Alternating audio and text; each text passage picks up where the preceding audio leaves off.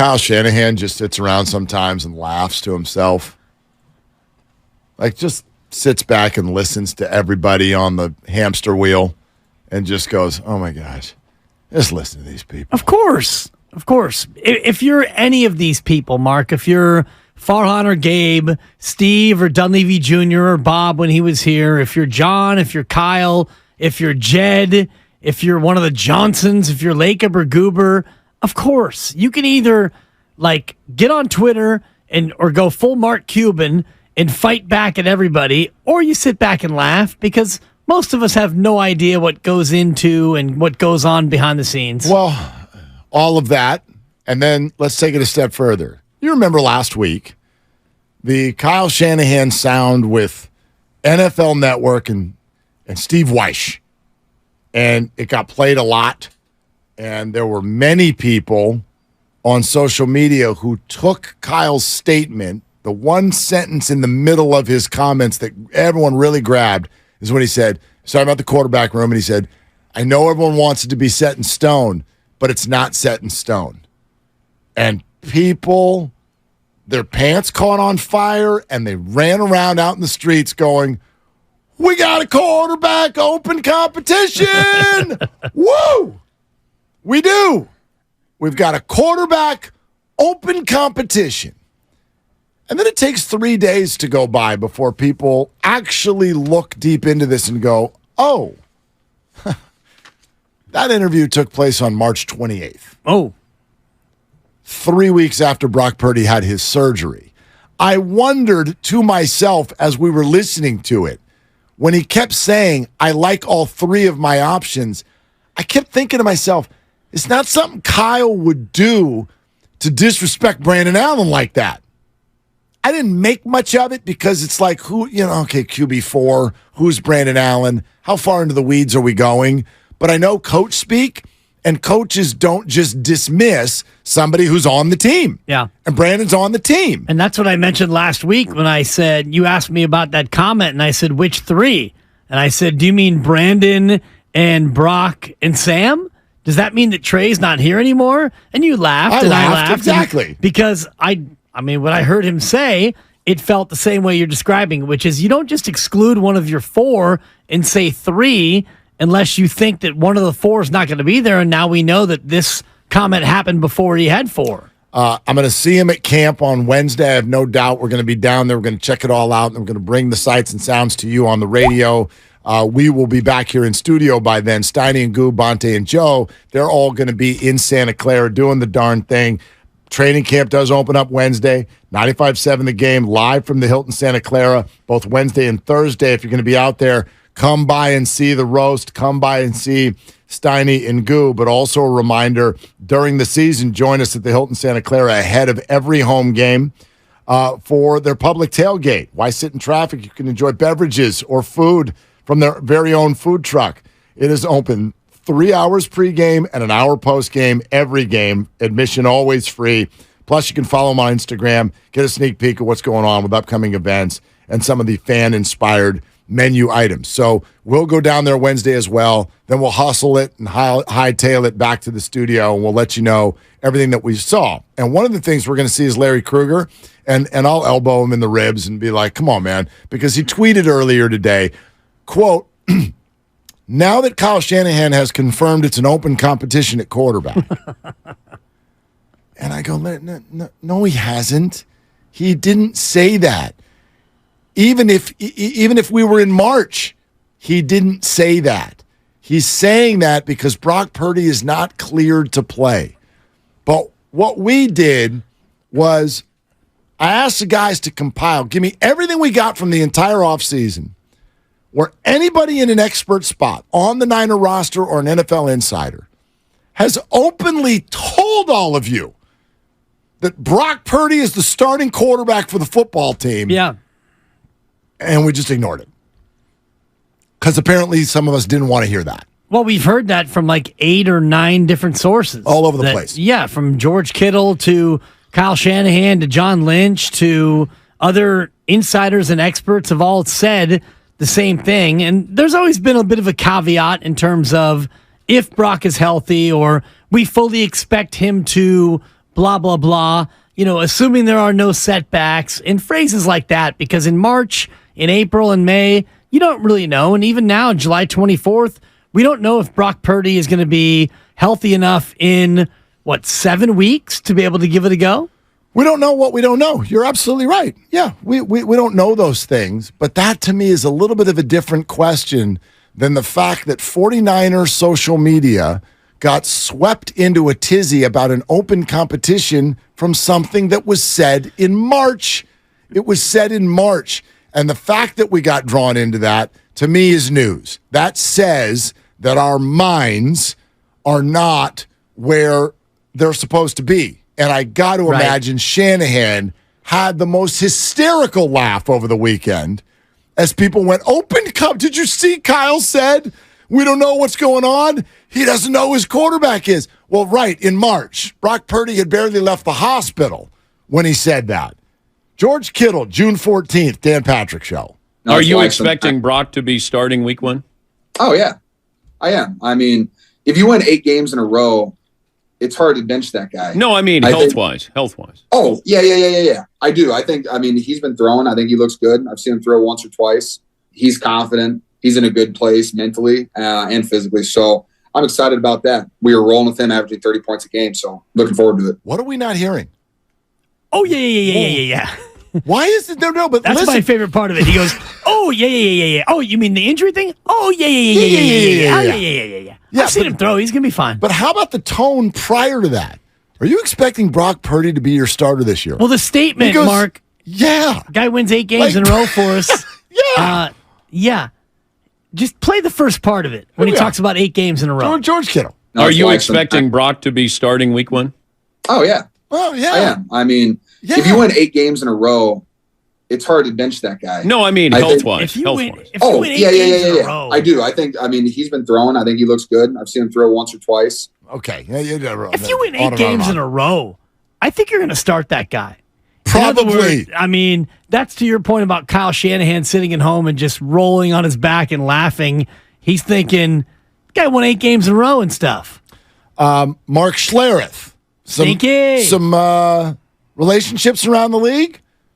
June 29th, Colin Cowherd Show. Brock Purdy is the guy there. If he is healthy, he is the guy they like. I believe that his foot energy, his understanding of protection, where to get rid of the football. I just think they found a guy as Mr. Irrelevant that they think that can lead that team to a championship. So I think that's the direction you're going to go in. And then Kyle, did he say foot injury? What did he say? Or his foot energy.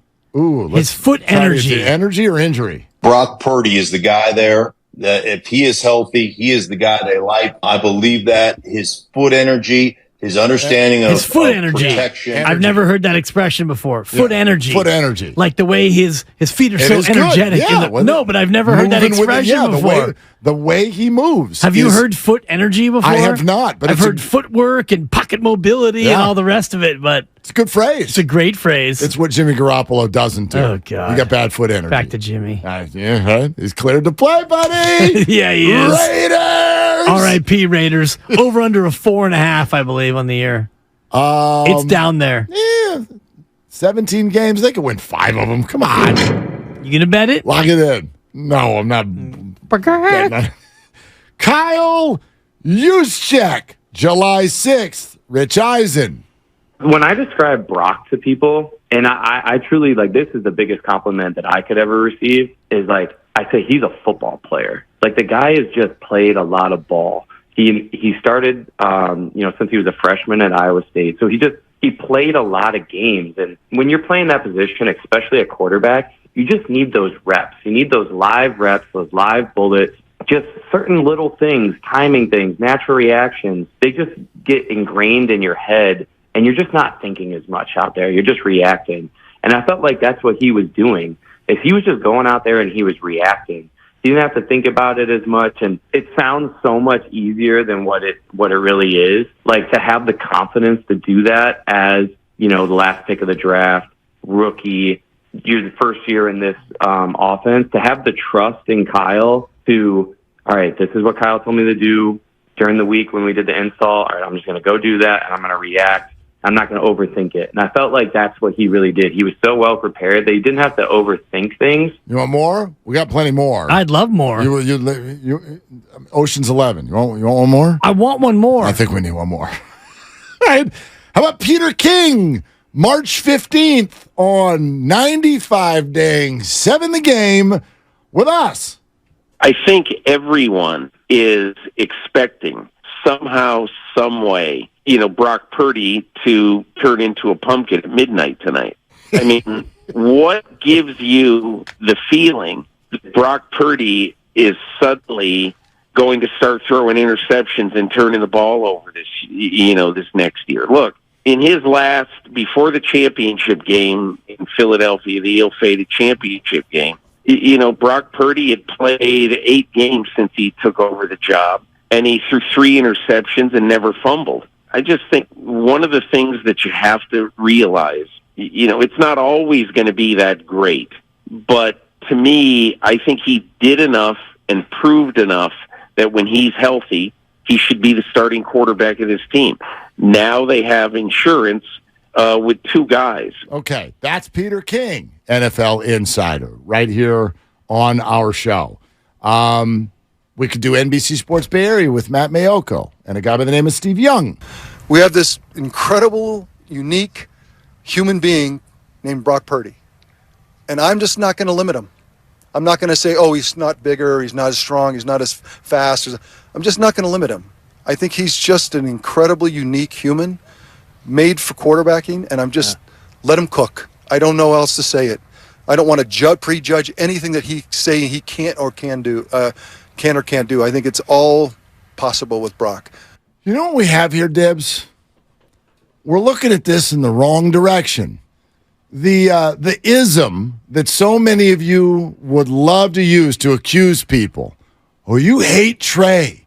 You hate Trey. Sure. Why are you so down on Trey?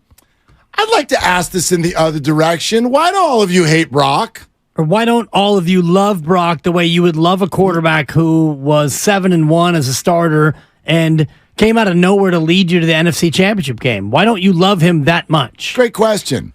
It's a great question. Especially when you hear those comments about the fact that he had only 3 interceptions. I think it was Peter King. 3 INTs and no fumbles until he fumbled in the NFC Championship game. He wasn't just a lucky quarterback when he led him to all those wins. Obviously. And 30 points obviously. a game and all the rest of it. So the question we're asking people when this comes up should not be, why do you hate Trey? I believe we now have proof. We slipped and fell into a weird exercise that is exactly how CNN and Fox have built their news empire. They've built their empire by telling people what they want to hear. And that's what happened right now. I haven't even played all of the sound that we have. I have a line of people from inside the building who are all telling you that Brock Purdy's the quarterback. And for so many of you, it went in one ear, right out the other. And the second that Kyle Shanahan, you thought he said something that potentially was a little fuzzy. Sure. Oh my gosh, we got an open competition. He didn't say it when you thought he said it. It was 4 months old. You decided that's what you want to hear. That's what you want to hear, not what's actually happening. We all hear what we want to hear. And when you play all those comments back to back to back to back, it's hard for even the most devout Trey Lance fan to hear anything other than what you're hearing as the truth, which is Brock Purdy's the starter of this team. George Kittle said as much. When a guy goes 8-0 as a starter, yeah, he's going to get the shot. And Kyle Juszczyk, yeah, you don't often see a rookie come in and do what he did. And Kyle talked about, yeah, I've got 3 quarterbacks, but that was 4 months ago. And here you are with camp opening in 2 days, and Brock Purdy won't be on the field at the start of camp in 2 days, but it doesn't matter. He's the starter. Yeah. Paul in San Jose. You're on with Willard and Dibs. Hey, Paul, thanks for calling, man. What are you doing? Hey, guys. This is why I have a problem with automatically anointing Brock Purdy as the starter for the 2023 campaign. Yes, he went 8-0 in the regular season. That was fantastic. But he was an unknown commodity. Teams had absolutely no film on him, man. I mean, it was an impressive start, but how is he going to respond to defensive coordinators actually forming a game plan around it? Number two, this man had no UCL in his elbow. This is a major injury. How come everybody's just discounting that? What I truly want to see is a QB competition. Can he sustain his level of play facing the ones in training camp? Why is that? Why do we automatically have to give him the number one spot? Can he fight for it like other dudes do in the league? Yeah, because other dudes don't do that in the league. Paul, tell me the camp this year that's having a quarterback competition. I mean, you got one in Tampa. Okay. I'm assuming you got where else did we got one? Not too many around the league, but Any good teams? Yeah, they're all the bad teams, Paul. That's what he's getting to. Like, Paul, this is my fascination. You don't want this. It means you stink. You stink in the NFL if you're in August going, competition time, let's see who wins the gig. It means you stink. It means you don't have a QB. And your earlier point, I would also discount the idea that NFL teams did not have a book on Brock. You want to know the number one thing a team looks at when they're about to play a football team? They look at last week. So they had 8 weeks of tape on Brock Purdy, and it's not baseball. It's not like, well, let's throw him a curveball and see if he can hit it. Like, they're going to throw defenses at the guy. Right. These were big games. They tried like hell to sit down and go, let's find his weakness, and they weren't really able to do it. So I'll borrow from Kyle Juszczyk, who was on the Haberman and Middlecoff podcast. Couple of alums here. 95.7 The Game. Love our dudes. NBC Sports Bay Area reporting on the podcast. And Juszczyk basically said he's interested to see how defenses will adjust because last year, and he says usually when a young guy comes in, you're going to see all types of blitzes. Brock got that. They were playing Tampa, and they did a lot of cover zero, which is man-to-man for everyone, no safety help. You bring more rushers than they can block, and Brock Purdy handled it. So right. Juszczyk is wondering what I was wondering last week, what's the adjustment going to be from defenses? Because when you have a rookie come in, the first thing you do is, let's shake this guy up. So you rush 7, maybe you even rush 8. You bring the house, and you see if you can heat him up. And Brock Purdy answered that. So now what's the adjustment? I feel like when you have the opinion we have, people are throwing at us. Like, no one's saying lock Brock in for 17 games right now. If he does, as Peter King says, turn into a pumpkin, well, then you can bench him. My question is, what the hell happened last year that makes people want to question who's starting at the beginning? Why would you not follow this scent? What is it that you forget this question about what do you have against Trey? What do you all have against Brock? What did he do? Just because you didn't see him coming, I guess, is all I can come up with. But like this thirst for either drama or controversy or the unknown is literally the stuff that fan bases should have a thirst to not avoid. Have happen. Yes, exactly. Good teams avoid that. You guys are asking to be the Bears. I don't want to be the Bears. No, you want to have a team that knows who its quarterback is, and this team is that. Now, if Brock Purdy's not healthy, that's totally enough to, right. That to me is the only question. And that's separate. If he's not able to start game 1 and Trey Lance goes out and plays great, or Sam Darnold plays great, and Trey Lance plays in week 2 and he plays great, well, then you might have a little bit of a question. If the Niners are 2-0 and Trey Lance looks every bit as good as Brock Purdy did last time we saw him, fans are going to have questions about whether or not Trey Lance should be the guy. And that would be fair, don't you think? It'd be fair, but Kyle Shanahan would also be sitting back laughing at the very nature of it. Like, the situation that sits here, which is that Brock cannot take contact in the month of August, suggests that we're not going to see a whole lot of Brock Purdy here in training camp. Therefore, like, the question I would have for a fan is why on earth would you be comfortable having anybody else start this season, assuming all 3 are healthy? Let's say Brock did actually perform in August. Are you going to allow training camp reps which notoriously give people the wrong idea about stuff. Right. You're going to allow training camp reps with a guy coming off injury. Let's say he takes a week before the arm really feels good.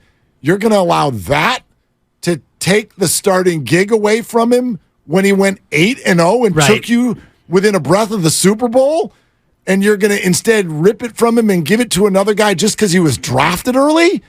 I don't know, man. The whole thing just feels really like misguided. It's draftism is what it is. You mentioned an ism earlier. It's not any of the other isms that people want to put on it. It's draftism, I think. It's because the one guy was picked number 3 and the other guy is Mr. Irrelevant. So the guy who you took at number 3 absolutely has to be better because he went number 3. You traded up to get Trey Lance. So how could Brock Purdy, Mr. Irrelevant, be better than Trey Lance? Well, look at what has happened on the field. That's how.